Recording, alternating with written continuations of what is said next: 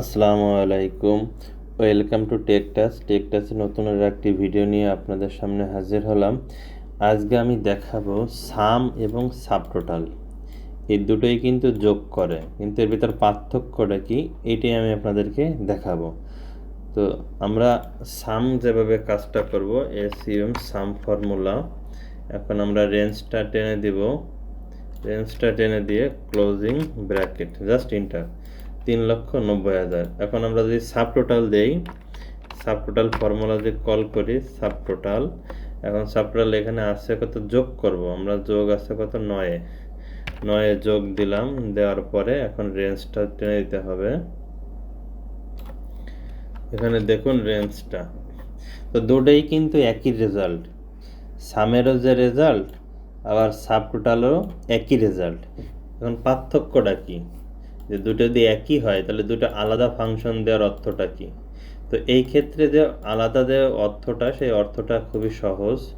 সেই অর্থটা পাওয়ার জন্য আমাদেরকে যে কাজটি করতে হবে সেটি হচ্ছে যদি আমরা ফিল্টার করি, এখন 21টা ডাটা আছে, তো আমরা যদি এখানে ফিল্টার করি, যে একজনের নাম দিয়ে এখানে শরদের কি আছে, এখানে যদি আমরা একটা নাম বার করি, হ্যাঁ এইটা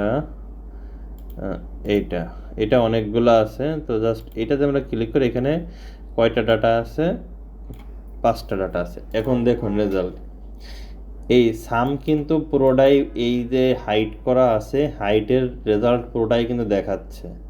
আর সাবটোটাল কিন্তু এই যে রেঞ্জ যেটুকু আছে, এই রেঞ্জটুকু রেজাল্টে কিন্তু দেখাচ্ছে। এখানে নিচে দেখুন সাম 1,40,000, এখানে কিন্তু 1,40,000, এইটা কিন্তু চেঞ্জ হয় নাই, ঠিক আছে, এইটা কিন্তু চেঞ্জ হয় নাই। এখানে ফিল্টার অন করি, এখানে দেখুন 3,90,000, 3,90,000 ফুল রেজাল্টটাই কিন্তু এখানে দেখাচ্ছে। কিন্তু যখনই আপনাকে একটা নির্দিষ্ট রেজাল্ট পাওয়ার দরকার তখন কিন্তু আপনি পাচ্ছেন না।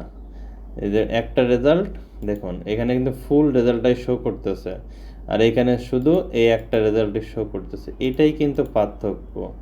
অর্থাৎ সাম এবং সাবটোটালের ক্ষেত্রে যদি আপনি করতে চান, অবশ্যই দেখুন রেজাল্ট কিন্তু পার্থক্য, এটা চেঞ্জ হচ্ছে আর এটা চেঞ্জ হচ্ছে না। এটাই হচ্ছে সাম এবং সাবটোটালের পার্থক্য।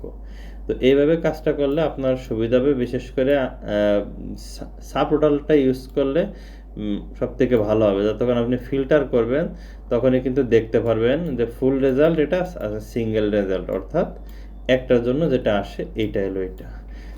তো এই পর্যন্তই। যদি বুঝতে অসুবিধা হয় অবশ্যই কমেন্ট বক্সে জানাবেন। তো ভালো থাকবেন, আল্লাহ।